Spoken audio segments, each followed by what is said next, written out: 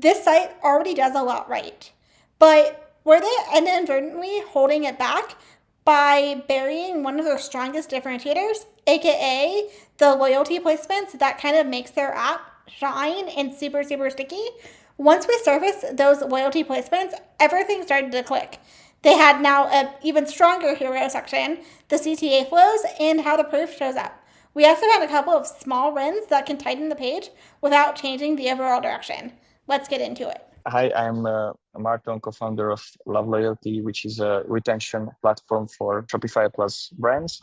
We are building an intuitive solution which includes a points program and also memberships so that brands can retain more customers. Awesome. And how did you come up with the idea for the app? To be honest, we were not the ones like coming up with the idea. We built an app before, a product options app, where we had around 2,000 merchants, and we tried to keep quite a close relationship with most of our merchants, and they were complaining a lot about how hard it is for them to retain more customers and how customer acquisition costs are increasing. So we looked into what type of solutions they were using, and we found that loyalty apps are outdated and not really user friendly.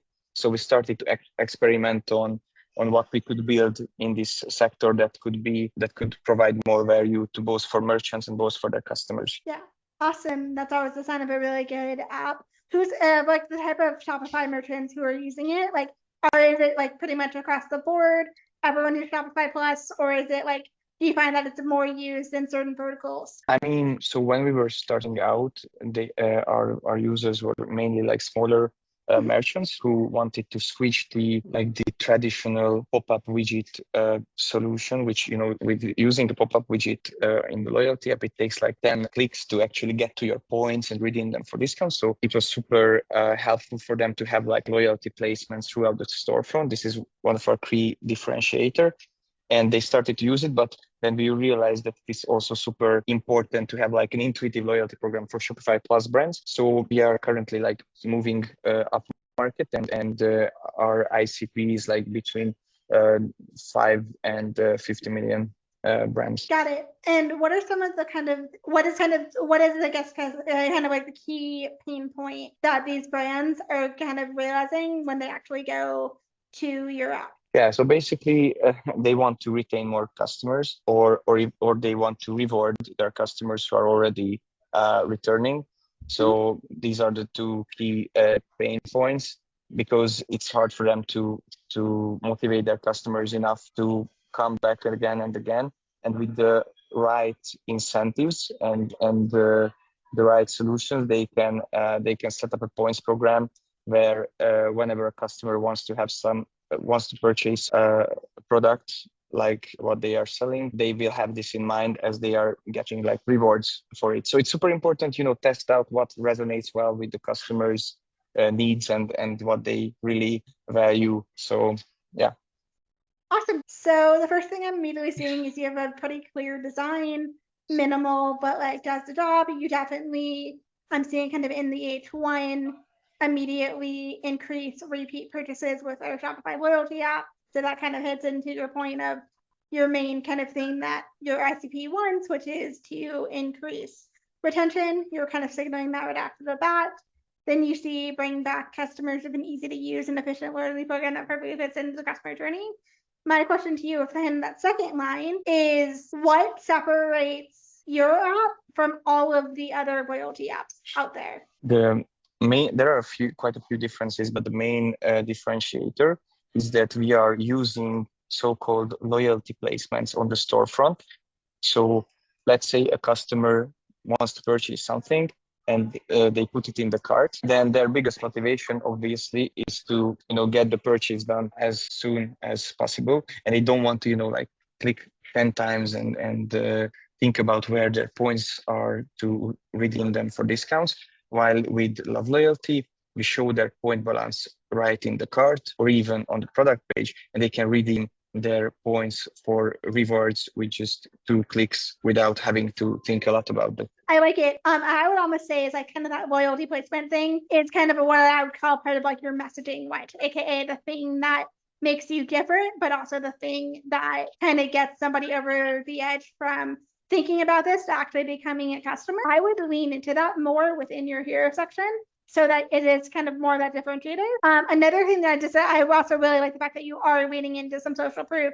You have 2,000 merchants, 150 5-star reviews. Awesome. The kind of signals, okay, this is an app that's been around for a while, super credible. My question to you is, do you have a lot of like white space kind of on the opposite side of the hero section?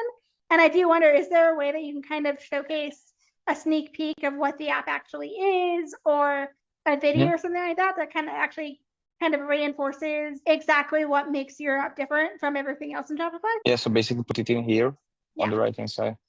Yeah, I mean that would make total sense. So as I mentioned, we are currently planning to rebuild this this site, and I think that would be something that could be useful there. Totally. Do you want to scroll to the next section? Yeah. There we go. Right there. So now I'm going to see a screenshot.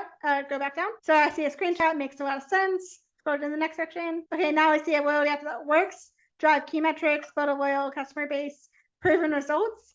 I do wonder if you're kind of missing an opportunity to kind of signal a little bit more about the types of results that your Shopify customers are getting, and not just explaining what lifetime value is, which is for your audience. They already know that. So could you maybe like utilize those bullets to kind of explain this is actually what you're going to see? Okay, so like a bit more, like with a bit more of like metrics that we've already reached with customers, or like what exactly do you mean here? Yeah, like if you have any examples of like, the types of product usage or metrics or customer success stories, type of things, you can maybe utilize that in these sections to be like to just further reinforce each one of those key points.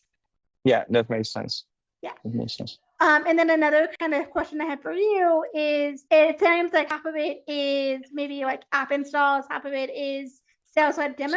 Which one, is it kind of split down the middle? Is there one that is happening more than the other? I mean, usually it's that first they install the app, and then within the app they book a demo with us, or just write to us on customer support, and we help with the setup. For some brands, obviously they can set up themselves, but we usually suggest to set up for them, as you know, we know the best practices for each sector, and we can help them out for free. Yeah. So would you say that most people are actually starting with the installing the app themselves and then contacting you, or are they actually doing a demo first? The install. Yeah. So in that case, I would swap out your CTAs and only have one of them.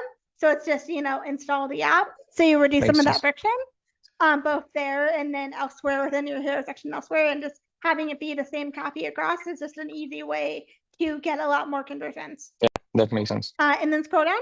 So now I really like this section. You're kind of explaining all the different ways that your loyalty program works. So you kind of showcase all the placements. Again, kind of reinforcing that wedge that we just talked about.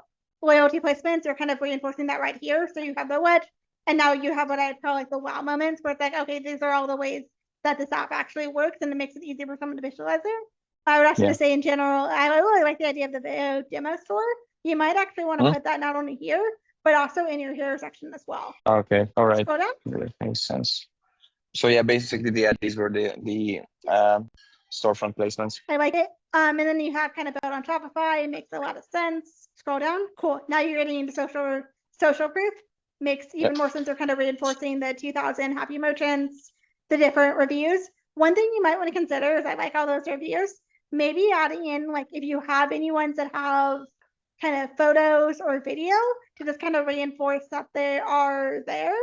That could be a way to just kind of take what is already good social proof and just make it, that much more reinforcing kind of the loyalty placements and reinforcing all the ways that you're different. Yeah, that definitely makes sense. Yeah, we thought about that, so I think that would be something to do. Scroll down. And then we have the pricing. Awesome. So I see a couple things on pricing. I see there's kind of the free forever, professional, growth, and then you have one other plan below it. If you want to scroll down. Yeah. Cool. So I see 4 plans. Can you maybe walk me through why you have 4 plans instead of kind of the typical rule of 3? I mean, the reason why we have 4 is just that we experimented around it, and this seemed optimal after a while. Got it. Is there a particular plan that is most popular, or is like kind of the plus plan a little bit more enterprising? Can you walk me through a little bit more about how that works? I mean, yes. So as I mentioned, we are currently working more and more with brands, and obviously for them, the plus plan is what works best, or the growth plan. But so like our focus is to get most brands on the growth and the plus plan, definitely. In that case, maybe you want to in that case, you probably should keep all 4 plans, but maybe you might want to kind of reconsider the design of it so it doesn't look so fragmented. Oftentimes, if you have more than 3 plans or whatever, you often see kind of that 4th one that's enterprise, either it's horizontal or kind of off a little bit on the side, just because kind of reinforce and kind of draw your eye to it in a way that's a little bit more than what it's looking right now. Yeah, that totally makes sense. Now this is the final CTA. Again, another kind of small thing there is like make sure your CTA, it sounds really small, make sure that one CTA is kind of to start for free or do an app install, whatever it's going to be. Use the same copy in your here section and then elsewhere on your homepage. It just creates like a little bit of micro friction if it's all different. And that's like a really easy way to be able to get a lot more bang for your buck on your homepage. Okay, so basically you just use one CTA and it should be the text and stuff. Yeah. Same text, same kind of copy in it. Yeah, totally makes sense. Anything else before we wrap up? I don't think so. It was like useful to get an understanding on like what could work better regarding the landing page, and as we are just planning to redesign it, I think these comments will be super helpful. Awesome. Thank you so much for coming on to Query Jams. Thanks a lot, Jessica.